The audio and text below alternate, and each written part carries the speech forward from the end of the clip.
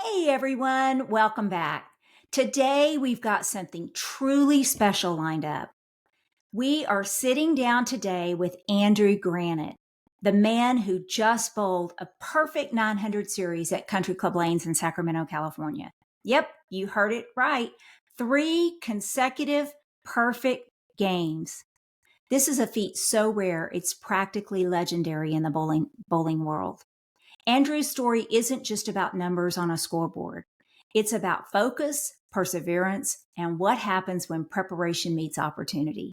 Whether you're a bowler, a sports enthusiast, or just someone who loves hearing about incredible stories of achievement, you're going to want to stick around. Get ready to be inspired because Andrew's here to share what it takes to make history and how you can apply that same mindset to your own goals. Well, hello, Andrew. Has it sunk in yet? No, not really. We're excited to have you on, because unlike yourself being a great bowler, I can't speak for Dottie when it comes to bowling, but I know myself, I have a hard time even getting halfway to 300. So let alone get a 300 games. We're excited to kind of live through you today and ask you some questions. We're filled with questions, and we kind of had to even break them down because I know I had a lot, Dottie had a lot. And we're like, we can't keep them here all day, but we're excited to ask you some of these questions today and just get some of your, and just kind of see how you feel about it. And, because not everybody gets to experience this, not a lot of people at all. So we're excited to ask you those questions today. Yeah, so we actually want to start out. So what was your breakfast of champions that day? Do you remember? Nothing. Is that the key? Nothing. I'm not sure what I did that morning. I know I woke up really early. I think I had something to do that morning and I don't remember what it was, so I never ate anything. I just left the house and did it and then went to work and then went straight to the bowling center. Okay. Yeah, we've had somebody else on the past that had bowled a game, and we kind of asked, is there anything, that day that felt different at all? Was there, when you got there, were you just in your head, were you thinking, I think today I'm just going to have a great day of bowling? Did anything feel different at all? Nothing felt anything out of the normal. I almost got hit head on as I was leaving work. That's the only difference of that day. So I was coming out of a side street and it has like a giant left turn lane to turn into the side street. Well, some guy decided to skip that whole turn lane and just go down the opposite side of traffic. Oh, wow. Oh my gosh. Well, definitely that had to get the adrenaline flowing right there. For sure.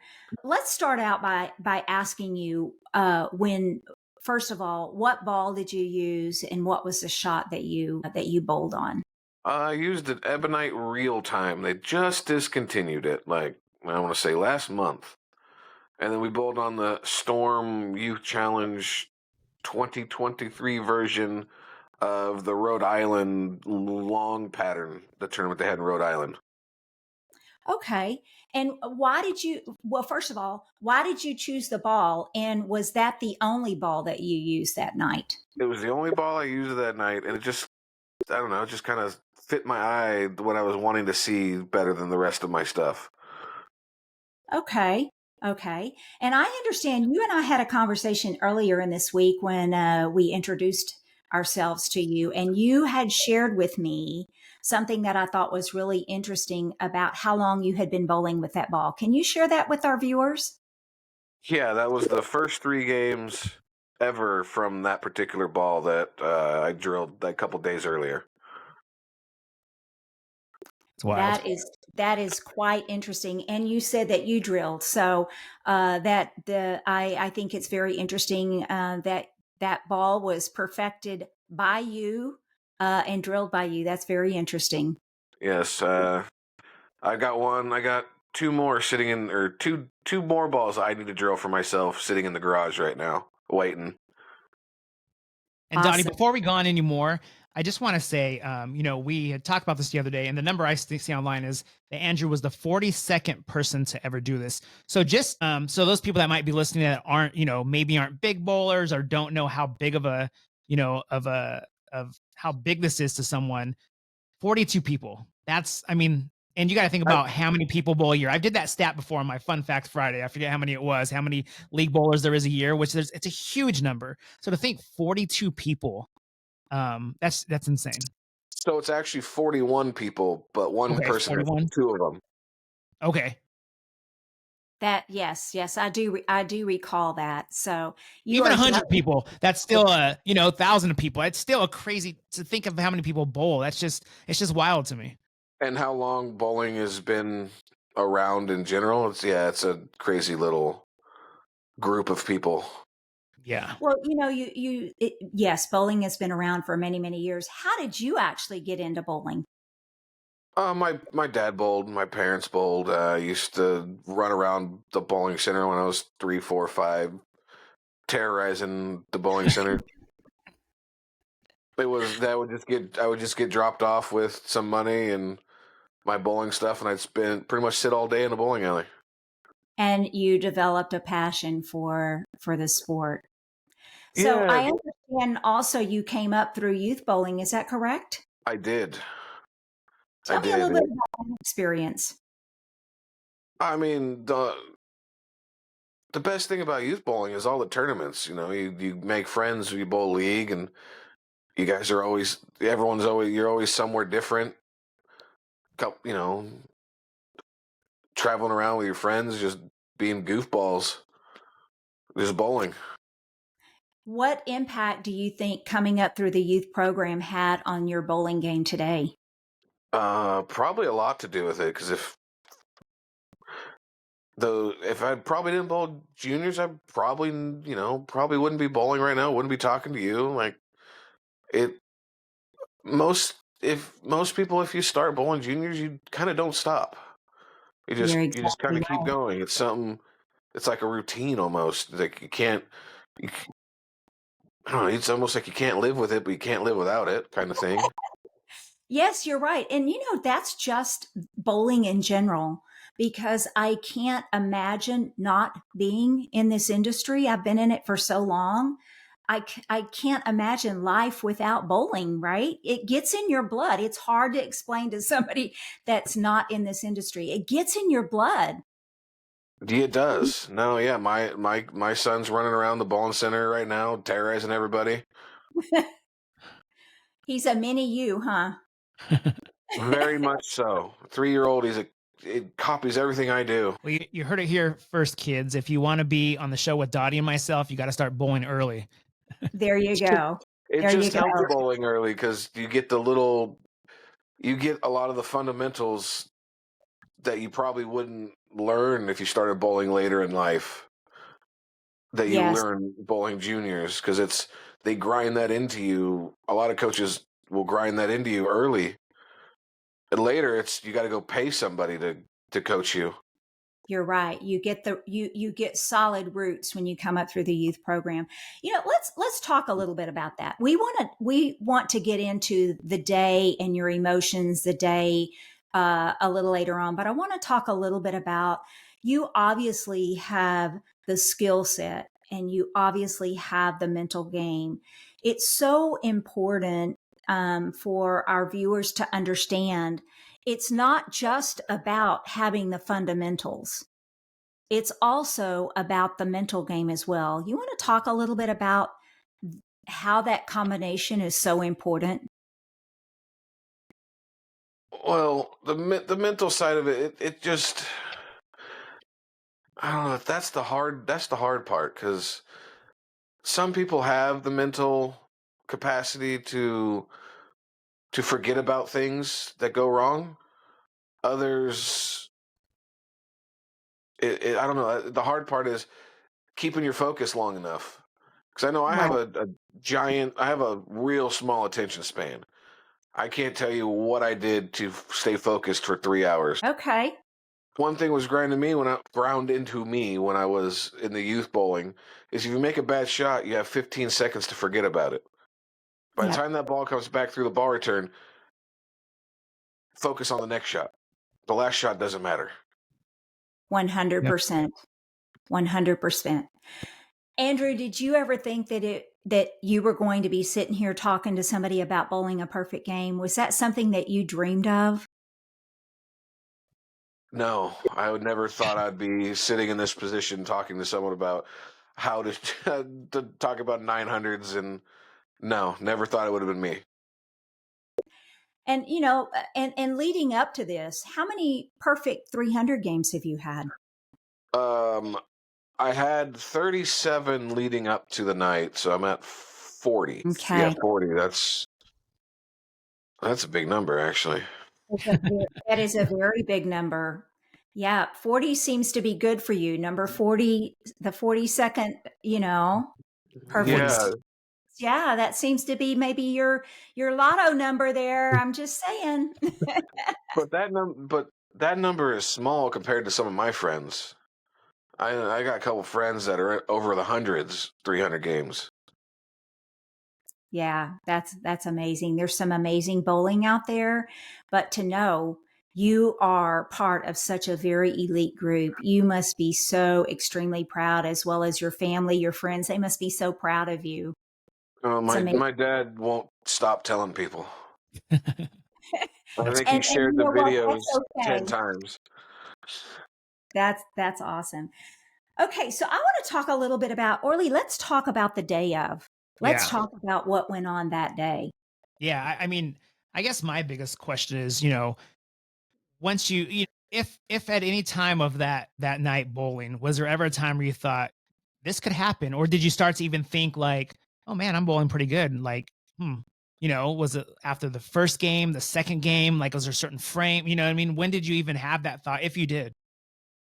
So when it started becoming closer to reality, I was I think we were in game 3, frame 7. What's that, 31 in a row? 12, 24. Yeah, 31 in a row. It finally was like, oh, this could be a reality. And then all of a sudden, like, the nerves, everything just started crashing. It's like, I had to like pace up and down the bowling center to get rid of some of that nervous energy. Because I was just standing down there in the approach, and I was just bouncing, like, I couldn't stop moving. What was going through your mind at that time? Were you doing a lot of self-talk? Not really. I wasn't really. I don't recall thinking anything in particular. All I know is when I get up and go, I just take a deep breath and just try to calm everything down before I started going. Was there a certain point? Was there ever a certain, was there a certain frame that you threw that you remember being like, ooh, that almost didn't go as well as it should have? You know what I mean? Was there a specific one that stands out to you? There's 2 frames that really stand out that could have been the end of it. The seventh frame of the third game, I kind of threw one way out to the right where I shouldn't have thrown it, and it came back and got a strike. I'm like, okay, that was the lucky one of the night. Thank you, bowling gods. Pretty much, yeah. It hooked from somewhere that it should not have hooked from, bowling on what we were bowling on. And then the 9th frame, I left the 9 pin, and I had the head pin came across the deck and took it out. Wow, amazing. When you got up to roll that last ball, was there anything going through your mind in particular? No, that was the 11th and 12th for the third game. That was all autopilot. I'm trying to figure out how I described it to someone the other day. I said the lights were on and nobody was home. Okay, that's a good way to describe it. There's straight autopilot.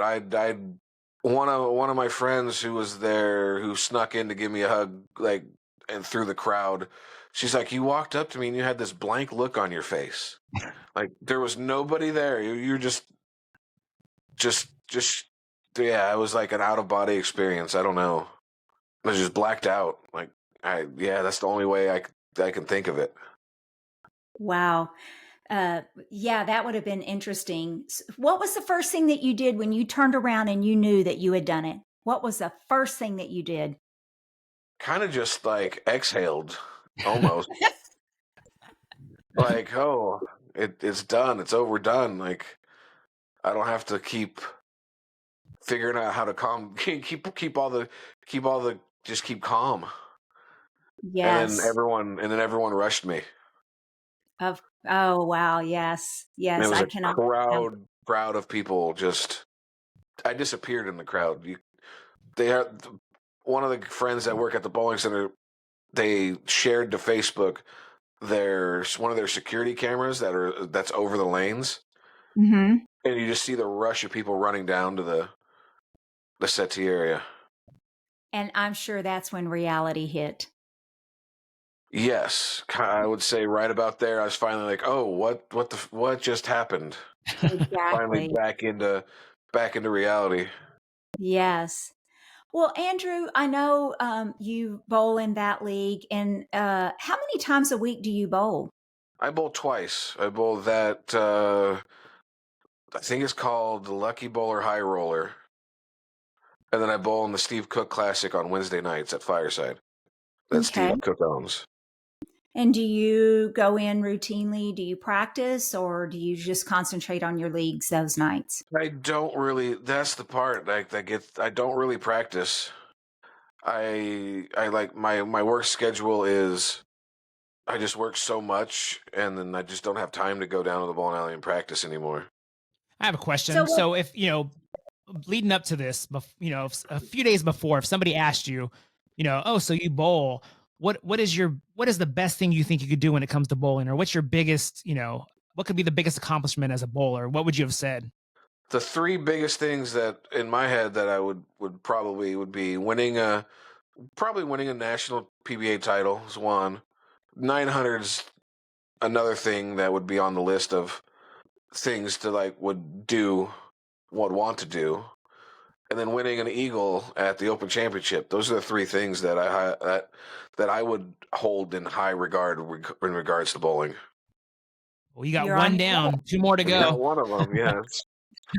So, Andrew, if you could bowl with anyone, dead or alive, who would that be?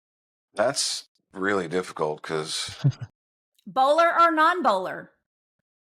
I mean, it really makes you think. We got asked this question too before, so it makes you think. You're like, oh man, I have the choice now. Like you think and then it's almost like, wait, I have all these. Wait, what about this person? Oh, maybe this person. It kind of does make you think. It really does. Like, there's so many. Like, I'm a big wrestling fan, so it probably has to come from there somewhere. Cool, that'd be cool. Okay. Like, I don't know. Like it'd be cool. Probably be cool to hang out with Roddy Piper for a little while. There you go. Yeah, no, he was like when I was a kid too. I was a big Roddy Piper fan, but yeah, that would be interesting. Stone Cold Steve Austin would be another one that'd be cool to sit down with, probably. But no, bowling wise, I've crossed with a few of the guys that would be like, oh, that'd be cool to bowl with this guy or that guy. It'd probably be Pete Weber in the bowling world. There you go. Absolutely. Well, Andrew, is there anyone that you'd like to do a shout out to today? I mean, I guess I'd say my wife because she puts up with all my bowling antics. Okay, that's fair enough. This is your time. I always think of that. If I ever have this big moment, I'm gonna do that. I would like to thank all the little people that helped me get here. No, I'm just kidding. And the last thing I want to ask Andrew is, we have a lot of followers, a lot of listeners, a lot of viewers, and we always try to leave them with a message of hope or a piece of wisdom that we could leave them with, something that inspires them to keep going, to keep pushing forward, and to keep reaching for those goals. Do you have anything that you want to leave our viewers and listeners with today? I would say never give up in anything, like sports. Just never oh, you have a bad outing one day. It's not going to happen the next time. Or you have a couple bad shots in a row. It's not going to keep happening the rest of the day. Just never give up. Yes. That applies to just everything that we do in life. Yep. Everything. Just never give up and keep moving forward. And it's okay to dream, right? Because dreams do come true. Dreams do come true. They do. They do. Wow, what an incredible conversation. Andrew, your journey reminds us that greatness isn't just about talent, it's about believing in yourself, staying consistent and pushing through those challenges, like almost getting hit going to Yeah. the bowling center. And whether you're chasing a perfect game or your own personal goals, viewers, remember this: the limits you see are often the ones that you set. Break them. Believe in yourself. Don't give up. We'd love to hear your stories too. Share your own moments of perseverance and achievement in the comments below. And if Andrew's story lit a spark for you today, don't forget to like us, share, and subscribe for more of these inspiring conversations. Andrew, I have to ask you one last question. I noticed on one of the videos that was posted on social media that the center you bowled in had a huge LED Neoverse wall. I'm curious, as a bowler, what was your first reaction when you saw that LED Neoverse wall? Was just wow. Like that is the coolest thing going right now. Like I honestly think all the bowling alleys should invest in that. You can put everything on it, and you don't really need the extra TVs anymore if you don't want them. That was the first thing that caught my eye after I wowed with your performance that night, was what was on in front of you. So thank you for sharing that. I think it's really, really interesting. Well, viewers, listeners, thank you so much for joining us. Andrew, thank you for being our guest today. And Orly, thank you, as always, for being a wonderful co-host.